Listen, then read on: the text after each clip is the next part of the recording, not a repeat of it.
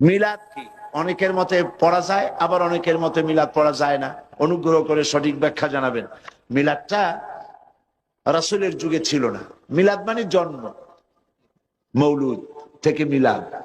তখন এই মিলাদটা রাসূল করিম সাল্লাল্লাহু আলাইহি ওয়াসাল্লামের জন্ম বৃত্তান্ত।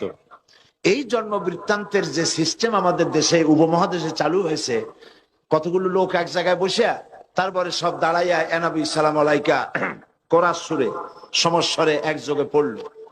এইটা রসুলের যুগে ছিল না, এটা সাহাবায়ে কেরামের যুগে ছিল না, এটা তাবিঈনদের যুগে ছিল না, এটা তাবে তাবিঈনদের যুগে ছিল না। এখন আপনারা মনে করেন যে কোন জিনিসে খুব সওয়াব আছে এমন কোন জিনিসকে রাসূলুল্লাহ আমাদেরকে জানান নাই, সাহাবায়ে কেরাম আমাদের জানান নাই। আপনারা কি এই ধরনের বিশ্বাস করবেন? এরকম বিশ্বাস করবেন? যাতে সওয়াব আছে রাসূলুল্লাহ সব আমাদের জানাইছেন।